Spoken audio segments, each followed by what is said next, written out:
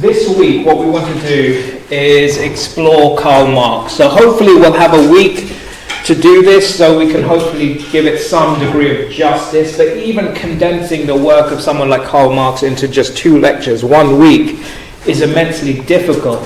So what we're going to be doing is really targeting certain key concepts related to what Marx formulated, and hopefully cover those kind of principal points. Okay, so before I delve into Marx, I just want to kind of make us aware of the kind of pathway that we're leading, the kind of journey that we've been on so far. So obviously this module is about examining some of the key social thinkers, and to some degree, before this week, we've been looking at the social thinkers that may, to some degree, exist on the kind of periphery of the kind of spectrum of social thinkers. But from this week onwards, and for the next 3 weeks, we're going to be looking at Marx, Weber, and Durkheim. So 3 social thinkers that are very much core to social intellectual thought, right? So they're kind of core of sociological thought and method. So hopefully we're kind of be going in that direction. However, that's not to say that people like Du Bois and others should be considered on the periphery and not core. It's just one way that the discipline has really kind of idolized in some ways these 3 figures as key sociological figures. Okay, so obviously, as I said, we're going to be examining Karl Marx this week. What do we know about Karl Marx? So some of you are students of sociology, social policy, philosophy. So what can you tell me about Karl Marx? We must have encountered Marx, his ideas, his principles. So what are some of the core ideas of Marx? Socialism. So socialism, okay. What else?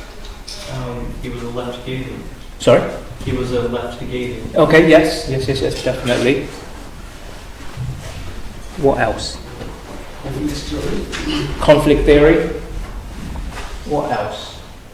Yeah. It gives in the bourgeoisie and the proletariat. Okay, yep. So there was this definite within capitalism, some class struggle. What else do we know about Marx? So hopefully we are going to get to more depth related to some core principles. But before we do that, I want to just map out in a very generic and general fashion some of the kind of key contributions or key ideas, and then we're going to go into these points in a lot more detail in subsequent slides. I should also point out the lecture slides that I've handed out, the physical copies, that's hopefully just for this lecture, and there will be another set of slides related to Marx for the next lecture. So what is most important about Marx? Now you could, and some have mapped out his 3 kind of key ideas in this way. That the key contribution is a theory of revolutionary change, a method of critique, and a theory of modern society. Right? These are the 3 things that, if you're going to map it out, are some key contributions that Marx has made to social theory. Now, what do these mean? Now, for now, how we're going to understand these 3 things is really to look at how Marx views society, and in particular, social formation. So for Marx, he believes, and we're going to go into this in a lot more depth, that there are different types of societies. And the question then is, how do they form? How do they change? And so for him, he said, look, in the pre-modern, and then let's say the modern, and you could even say the post after that, postmodern, you have different types of societies, okay? Now, you could have something like primitive society, ancient society, and feudal in the pre-modern, right? And then in the modern, you have capitalism, possibly socialism, and in the post, you could have communism, right? So each of these represents a different type of society. What constitutes the difference? Any ideas? Why are they conceptualized as different? Principally, and we're going to explain this in a lot more detail, it's to do with the mode of production in those societies, right? So the mode of production in these societies are different, and what happens is new modes of production come about, and that creates contradiction or conflict, and this is really the fuel for revolutionary change and all the things that you mentioned, like class struggle and these types of things. So what dictates this narrative is the labor and who owns basically the labor, and in essence the relationships. I'm going to explain this in a lot more detail. It's just to map out these kind of points in this way. So what this reflects is a kind of evolution of society through different periods in history. And this is what kind of Marx mapped out, which is something that we need to be aware of, and we'll go into more detail. Another aspect that's important before we approach Marx and before we attempt to study his ideas is to see that Marx adopted a lot of his concepts from the Enlightenment tradition, the Enlightenment thinkers. So he was influenced, and we need to kind of reflect on some of that before we go into the kind of details of Marx. So one example is the idea that God is an illusion, a human projection. Now he took this largely from the philosopher Ludwig Fenerbahce. And according to Fenerbahce, he argued that if you look at the concept of God, God and religion are essentially a projection of the ideal state of the human. So it is the projection of the ideal self, right? So we as humans construct an ideal. Those could be things like love, things like family. These are the ideals that make us the best part of us, yeah? Now these exist in the social world. Now what happens is the human constructs the ideal or the ideal type of what is the best human being, and we project it into God. So in essence, God is simply a reflection of our projection. We create God from our social reality, from our social world. Now for Marx, his critique of Fenerbahce was that basically the problem with this is that God is constructed according to Fenerbahce as the absolute ideal because it's the best human. But what Marx quite rightly probably criticized is that because we are projecting from the social world, we also project upwards the contradictions inherent within the social world. So what does he mean by that? The contradictions that are inherent in the social world we also project into God. So this is why, if we look at different mythologies related to different religions, we'll have gods and the structures of the gods that have patriarchy.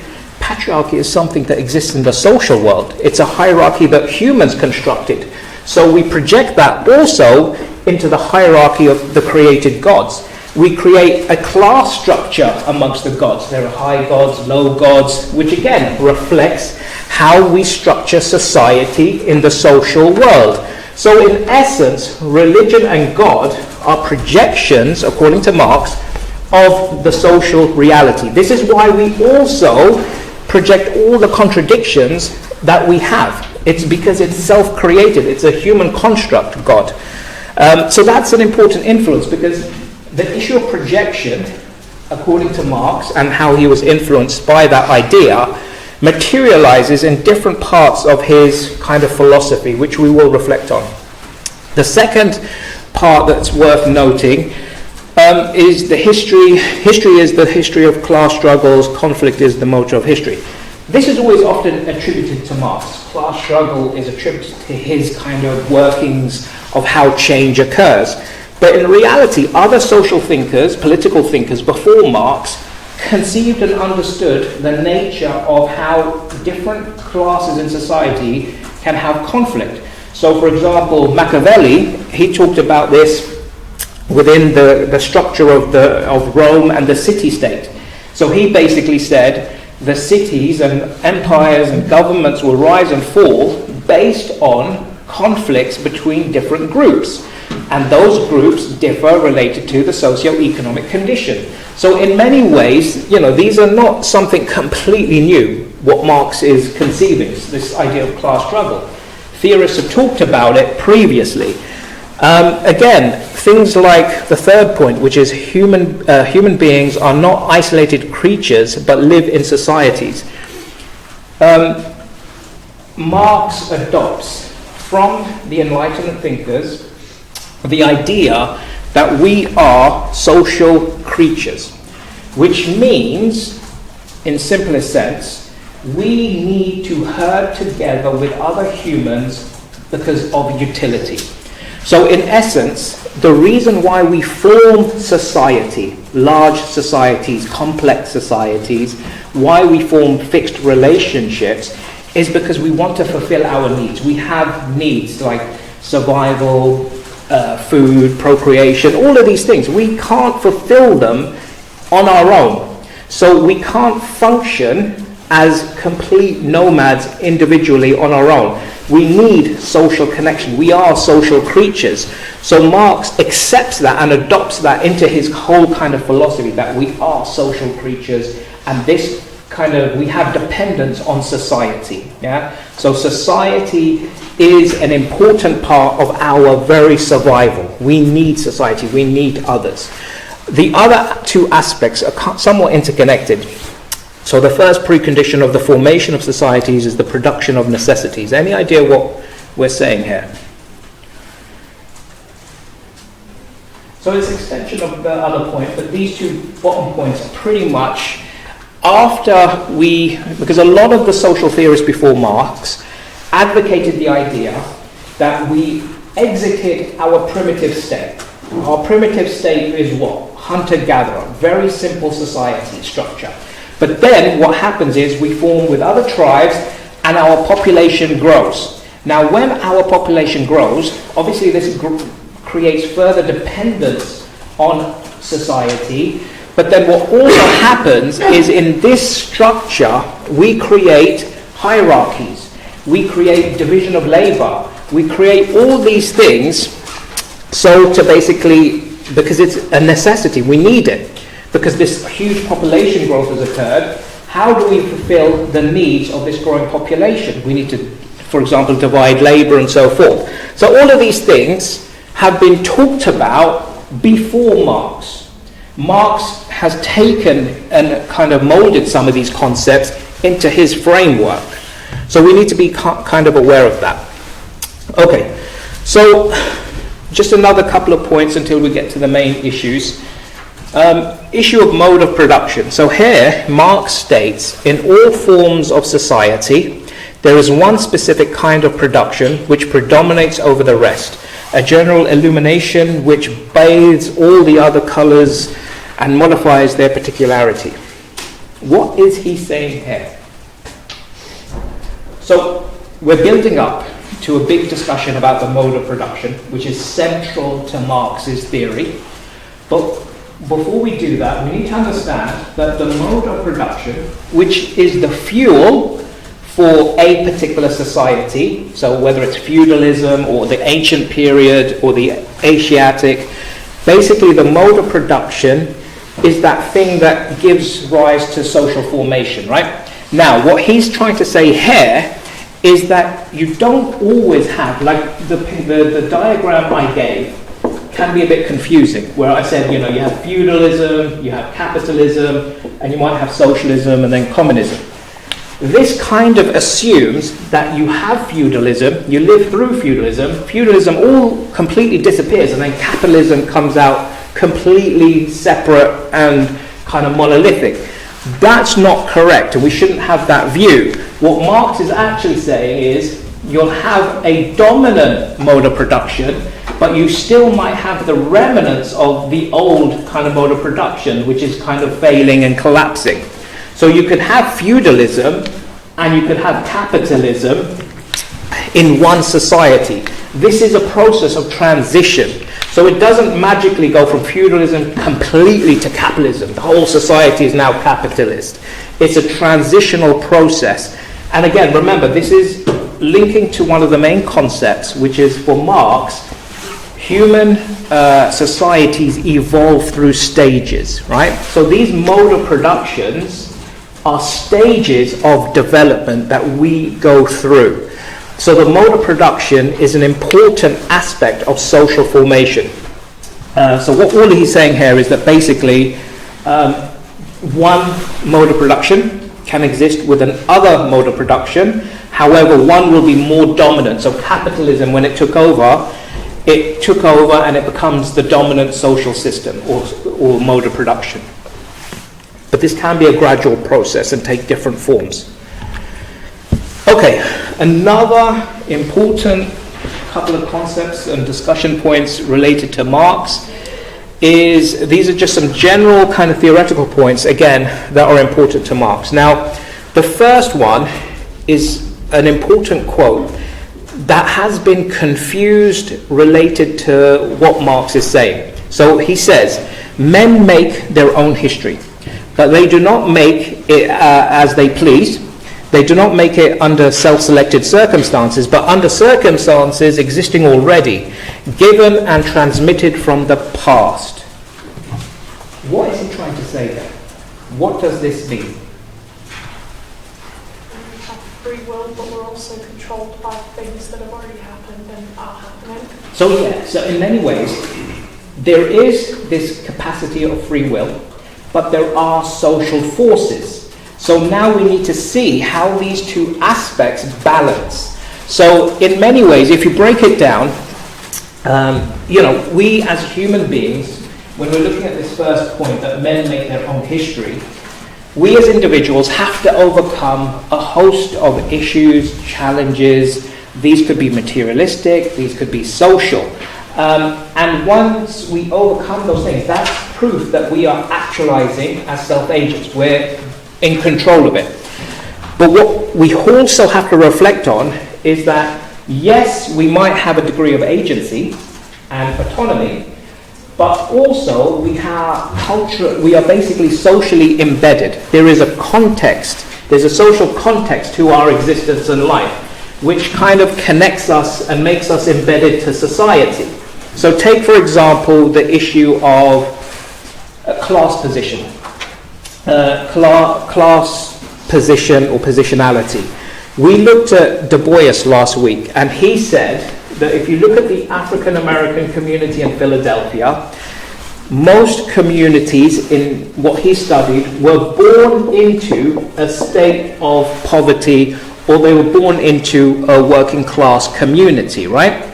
Now, what that means is when you're born into a working class community, that limits your ability to gain social mobility and achieve.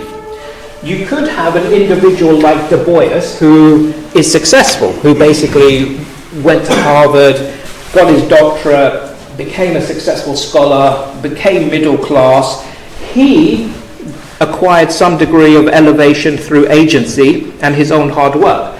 But what I'm trying to say is class position for the vast majority of African Americans in a certain part of Philadelphia are basically born into generational poverty.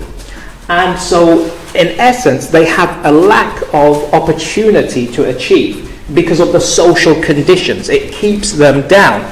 So in essence, what Marx is saying is, yes, you can have some degree of agency, but often there are social forces at play that inhibit our success. Now, ultimately, what this quote relates to is the counter-argument that people have put to Marx related to this, which is that he's advocating this idea of kind of material determinism. That basically, we go through, like I said, those stages. Society evolves through these distinct stages, and there's no autonomy. It's basically just a motion. We're flowing through these different phases. And that's not necessarily the case. The stages that we're going to look at, so basically what Marx says is these stages, like I said, are distinct stages that human societies evolve through. There are different societies. There's feudal, there's capitalist, and let's just say there's communism. I'm missing a few steps. But what this indicates is the evolution of society. This indicates basically that we go through different stages of development. Now, what Marx is saying is that for you to have capitalism, you needed feudalism before it. To go to communism, you'll need capitalism before it. So what this suggests, there is a degree of autonomy and dependence in his model. It's not completely deterministic. So what he's saying is that basically the change that occurs, and we are going to look at this, the change that occurs is self-generating, and what fuels it is kind of conflict and contradiction in each of these stages. And so that basically, which we know as obviously class struggle, right? So class struggle fuels the contradictions that start to arise and the change in social formation that occurs. Now, class struggle isn't necessarily, at this stage, all I'm talking about is determinism. Class struggle isn't a deterministic thing. So it's not basically completely, class struggle occurs and the individual human agent and the social group have no influence. The reason why class struggle isn't a determinist thing is because it takes different forms. It works in different contexts. So all I'm trying to say, because I know this is getting a little bit more convoluted, if we look at history, is what Marx is saying, yes, you have individuals and they have free will, they have autonomy, but on the other side, there are social forces that can dictate and influence how we act. Okay? So in a simpler sense, we have free will, but there are social forces that we are caught within that can mitigate our behavior actions. Is that making some degree of sense? So it's accurate in some ways to accuse him of being kind of a determinist, but it's not an accurate representation of his theory. Okay, are there any questions so far? So the next point is an important point where he says classes are relational. Any idea what he means by that? Classes are relational. What do we mean? Yep. So for a class to be at the lower scale, you need someone to be higher. Yeah, exactly. So classes exist based on opposition. You cannot have a society with a single class. Why? Why can't you have a society with a single class? Because for that class to exist and to have identity for its members, it has to exist in opposition to something. So you have, in a capitalist situation, you have the bourgeoisie and the proletariat. These are two opposing classes. You'll never have a situation in a capitalist society where there is just one class, the bourgeoisie. It exists, or the proletariat. It exists in opposition. So classes are relational. So in a society like communism, there are no classes. So classes dissolve and disappear in the end state of what Marx is talking about. So in many ways, what he's trying to say here is that classes exist based on the creation of the other, which gives them life. So it's all kind of based on opposition, if that makes, again, sense. Is there any questions related to that? Okay, the last point, before we move on, is the issue of human essence is but the ensemble of social relations. Okay, so I'm going to be quick here. Before the modern period, we had the pre-modern, and we had things like theology that dictated how human nature functions, what is human nature, how the society works, which made sense because that was our viewpoint. Religion was the viewpoint for society and for the individual, how to live. So religion, the theological, said that basically the human essence is comprised of three things. There is survival, there's procreation, and there's basically the third kind of instinct the need to revere something higher than you. So it's like a God gene. So God imbued within the human agent the need to revere him, to kind of seek out something more than just your existence. So you're constantly searching for God, which makes sense within the kind of theological system. But for Marx, he suggests that basically nature is driven by one aspect, survival. Survival is the core to human essence. And if you think about religion, religion is simply a projection of fear. So we fear the unknown. We fear the sun. We fear fire. I'm talking about early humans. And so they project that fear into a god, into something that can control it, to give it meaning. So in essence, what he's saying is that the true aspect of us is survival, and this survival will dictate our relationships. So the relationships that we form and the oppositional relationships that occur in different stages of society can be influenced by our true human essence, survival. Any questions so far? Okay, so moving to the next point, which is Karl Marx adopted an evolutionary approach. Any ideas what we mean by that? So it's understandable that he adopts an evolutionary approach because it was to some degree popular within the 19th and 20th century. The evolutionary approach simply dictates that human beings are on an upward trajectory. We are progressing. We've gone from pre-modern to modern. That indicates that the human species is advancing according to certain intellectual stages. We're going through intellectual jumps. We're getting better. Our technology is getting better. Our societies are getting better. So in essence, we're kind of moving forward, upward kind of progression. So this is why Marx famously said, and he was a big admirer of Charles Darwin, and Marx said that basically the theory that Darwin applied to the animal kingdom is the theory that he applied to the social kingdom. So what did he mean by that? That basically he took the theory that Darwin applied to the animal kingdom and he applied it to the social kingdom. What does he mean by this?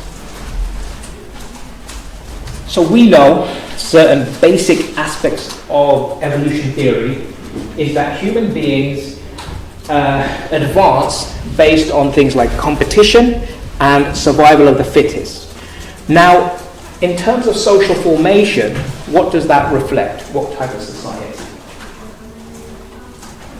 So for Marx, he's actually saying that, do you know what Charles Darwin essentially projected capitalism into the animal kingdom. So if basically we exist in the human social world, there are, in capitalism, we have survival of the fittest. We have competition for resources. And the weak will struggle and perish, and the strong basically dominate the weak. That is capitalist society. And Darwin really just projects that into the animal kingdom. So what he saw in his social world is what he saw then in the animal kind of kingdom. So Marx is a big admirer of basically Darwin and the evolutionary approach. Now this evolutionary approach is also influencing his comparative method. So let's go back. One of the biggest questions that Karl Marx asks is, how did modern society emerge? How did we get modern society? How did we arrive at modern society? How did it come about? So he's asking this very big question. How did we come to modern society? How did it go through changes? How did we come to this modern capitalism? Now, how Marx studies this is not in isolation, meaning he doesn't just look at Britain and Western Europe and see, well, okay, they went through a primitive stage, an ancient stage, feudal, then capitalism. Rather, he uses a comparative approach, which means he wants to look at other contexts, other social realities. So he studied India, he studied China, he studied Africa, and he looked at all of the complexities related to social formation. How do societies form in different contexts? So this is what he's meticulously trying to study, to answer the question of how we arrive to modern society. Now, what he realizes is that there is an aspect of the evolutionary approach. So in essence, society is going through intellectual jumps. Some theorists at the time argued that basically these intellectual jumps occurred because of our ideological shift under the Enlightenment. So we went through this shift in our viewpoint from religion to, let's say, human agency. And that created this kind of rapid development. But what Marx was living through, because he's living through the 19th century, and what we see is the epicenter of human kind of technology. We have the steam engine, we have all these new, in the West I'm talking about, the Industrial Revolution creates all these new war machines. And these war machines are used by the West to cut through, completely decimate other civilizations that used to were powerful, like the Chinese, the Indian, the Islamic Empire. It colonized Europe, colonizes Africa and other parts of the world easily with its new technology, slicing through these civilizations. So this, people reflect on and think, well, this is the evolution of man, right? This is our evolution, that we are progressing technologically, intellectually, and we are becoming better. So there is this belief that Western Europe is more evolved, and you have this distinction between lesser civilizations, which are less evolved, more uncivilized than Western Europe. Western Europe is intellectually more advanced, technologically more advanced, and these societies are backward, which is the implication of the evolutionary method. So Marx is subscribing to this, but then he starts to see as well all the ills of the Industrial Revolution. So on one level, they're seeing this global disparity of technological advancement, but then in the kind of European level, and what Marx is exposed to, is poverty in these urban slums. So he's seeing that, yes, you have Industrial Revolution, which is good, human technology, but the consequence of it is a huge gap between rich and poor. And obviously what you have is immense poverty on one side, which is an inequality, which, you know, is shocking to see. If we're progressing, if we're meant to be becoming this better people, we are progressed, evolving, but look at the consequence, all of this poverty and inequality. Okay, so moving on to some of the more kind of intellectual aspects that underpin Marx before we get to the big discussion of mode of production and social formation. So we need to reflect on dialectic theory. So dialectic theory is really about the relationships between things and contradictions, how they emerge. So we'll first reflect on Hegel, because Marx takes from Hegel. And in particular, the idea of dialectic idealism is the thing that he takes from Hegel.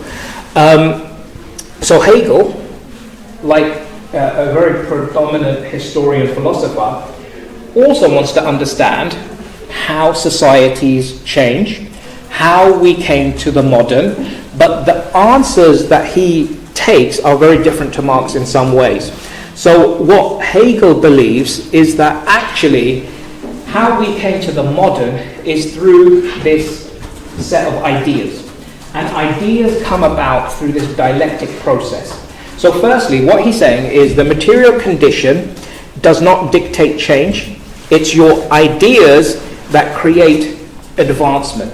So you have the Enlightenment, then you have basically the Industrial Revolution. So for him, things like basically religion, as a viewpoint, dictated the pre-modern. Why? Because it provided society a worldview. A worldview that said there was a before this life, there is life, and there is an afterlife. The problem with religion is that it takes your focus, your time, your effort, and directs it to the afterlife, which means basically your advancement in life is limited. So religion is shackling the intellect, is shackling the mind. When you have the Enlightenment, what happens? You have the Industrial Revolution, and there's huge progression. So what is occurring in the modern is, in essence, the mind has been liberated under the Enlightenment. So the mind is able then to develop wider things, hence you have all this technological advancement. Okay, that's one side of the coin. Now let's look at the dialectics of it. So what do we mean by dialectic idealism? So for Hegel, he says, basically, in the simplest sense, you have a thesis, which is the established idea. Then comes along an antithesis, a counter idea. These two have conflict and they contradict. They can't exist on the same kind of plane. And as a result of the conflict, there is a synthesis, a new idea emerges. All right? So this is the dialectic idealism, how it works. This explains how ideas drive society and how societies change. So let's put it to an example to make sense of it. If you take, for example, the French Revolution, so 1789. Now, the French Revolution, you had the established idea. The established idea, or the status quo, or the system, whatever you want to call it. The established idea was the absolute monarchy, and let's say traditionalism, and things like feudalism. So that was the established idea. So that was the thesis. Then comes the antithesis, the thing that opposes this idea, which was the ideas of the French Revolution, things like autonomy, liberty, democracy, these types of ideas, right? So this is the antithesis that basically challenges the established idea, which created a conflict, and out of it came the synthesis, which was Napoleon offering to provide stability. So that became the new idea, which replaced the old idea. So we go through this kind of circle of change where Napoleon takes power and then becomes the new idea, which then creates another eventually antithesis. And so we have a circle of continuation here. So what this model does effectively is explain how change occurs in society at the level of ideas. So it's an important thing. So in simple sense, ideas create change. Now Marx reverses this and doesn't accept that ideas create change. So how do you reverse ideas create change? What does he mean? How does change occur if it's not through ideas? What is the thing that creates change? So for Marx, in essence, it's the material condition that determines ideas. So he reverses Hegel's ideas and states that basically it is the material condition that determines things like ideology, that determines ideas. So it's the mode of production. So now, this is the big discussion. So this slide and the next slide, I don't think we're going to be able to cover the next slide, but we'll do it on Friday, are the two important ones to understand Marx. So this is the mode of production, the stages of society that we go through, the different stages of society. Now, what creates changes and why we go through these different societies is because of the mode of production changes, which is simply put technology. The tools that we use change, that creates conflict with who owns it and the labor. But I'm going to go into that in the next slide. But for now, let's just understand the evolved stages that Marx talks about. Now we've got two separate diagrams here. We've got a picture diagram that states that basically you go from tribalism to slavery. And yet on this side, my diagram, we have primitive communism and then we have the Asiatic. So these are two different ways of interpreting the mode of production through its history of different social formations. So why do we have this difference? Any idea? So when we look at Marx, you have to break down his work, looking at his early work and his later work. They're not necessarily the same. Now this occurs amongst the theorists, that there is a gap between their early work and their later work. Now why does that occur? Why does Marx have a different theory early on compared to his later works? Why does that occur? He thinks about it more. So he thinks about it more, and also exposure to more material. So you've got to understand, 19th century, he's trying to understand societies. He's trying to understand Chinese society, Indian society, different types of society, which requires obviously assimilating information. So perhaps early you're trying to develop your ideas and you come up with a particular theory, but as you advance and you think about it more and you read more, you change your theory. So this is natural to some degree, and this is why a lot of the social theorists do that. But, okay, so let's explain. What did he think in his early theory related to the mode of production? So the mode of production, the first stage is pretty much the same. So the first stage is primitive communism. What do we mean by this? What is primitive communism? Yeah. In tribal classless society. Yes, exactly. So primitive communism is a tribal society devoid of hierarchy and status, which means classless. So how is it classless? Well, firstly, property, there's no private property. Property is communal. But more importantly, in a tribal structure, each person within the tribal structure owns their own labor. What does that mean?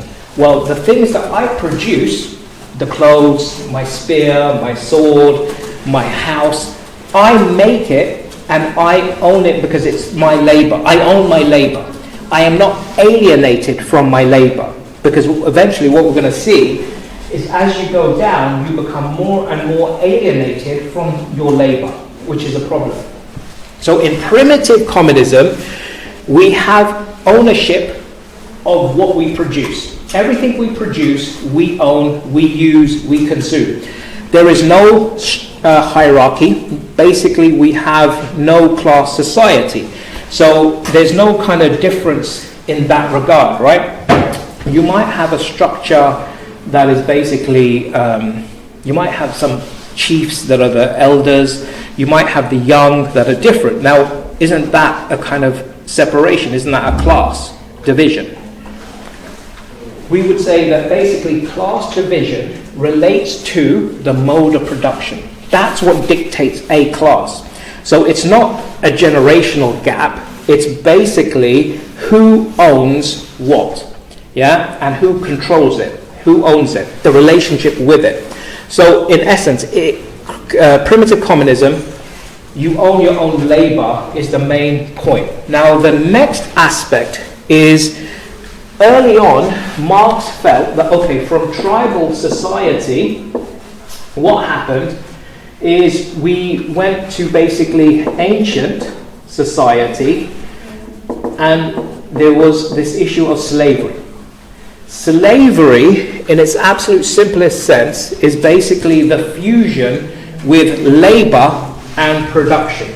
So it's a very unique situation where your labor is fused with production, right? So in essence, you're separated from your ownership because your labor, your physical body is owned by someone else. So your body is owned by someone else, and what you produce then is owned by that other person. So for Marx, he believes that basically out of this, you went to ancient society. Later on, as he reads and articulates more kind of differences, as he studies China and India at ancient times, he realizes that actually we don't necessarily go from tribal to slavery to ancient, but we go from tribal to agriculture. So here, this is different. So what he's saying, around 11,000 years ago was the Neolithic era, where human societies went from hunter-gatherer to settled societies. We formed societies, large societies, based around agriculture and farming. Now, why is this significant? Well, before, the problem that Marx had when he's trying to formulate his theory of the mode of production is that when he studied India and China, the models of the history, the evolution of the Chinese, the evolution of the Indians, didn't match the European model, which was European societies went from primitive to ancient to kind of feudal to capitalism, right? And there wasn't that in basically the kind of Indian societies. So this is why he came up with this category of Asiatic. In Asiatic society, so you go from agricultural to Asiatic, which is, let's just say, Asian societies. And here, what he discovered is in this process is where you have the division of labor. Why is division of labor so significant? What gets created in the division of labor? Someone owns the products. Yeah, so once someone owns a product, definitely, and also this is where you have the formation of class. Division of labor creates class. It creates different, because it creates a power imbalance. So this is quite significant. This is the beginning of class in the Asiatic period. And ultimately, what he's then saying is what happens in this Asiatic period is, okay, the farmer, he owns what he kind of produces. So he owns his garden, he owns his house. But in Asiatic society, he doesn't own the land. The land is still communal. So he owns, he has ownership over his house, his garden, but not the land. The land is still owned communally. What's also happening during the Asiatic period and this period is we have division of labor, but we also have the formation of states.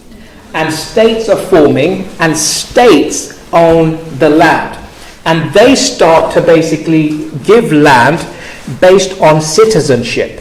So we've gone from a primitive state where we have no class division to the Asiatic, where we start to see class formation, and the basic relationship is between what you could say is property is based on your citizenship. Yeah? So we have the first formulation of property. So property is starting to evolve. We are becoming more, it's the first step towards alienation from our labour. So in essence, this is starting the process of labour and how we relate to it, which is important. So in essence, this Asiatic period is where you could say, in essence, property is based on your citizenship. Now, in feudalism, what happens is you have the kind of dichotomy between the nobility or the aristocracy and the serfs. And in a kind of feudalistic society, what happens is property is reduced down to the individual household. So if you think about it, what is starting to happen when it comes to property and ownership, in a primitive society, there's no private ownership. It's everyone owns everything. But then we lose that soon as we get to the Asiatic. Our property is dictated by our citizenship. So it's kind of based on your kind of citizenship. Then at the feudal level, property is reduced to the household, the family, because remember, on a feudal system, what we have is the aristocracy, the nobility own the land, and the serf just works on the land. So your labor, what you produce, the food and these things, you produce enough for your family and your household, but most of it then goes to dues and goods to the aristocracy. And then you have capitalism, where property is reduced to what?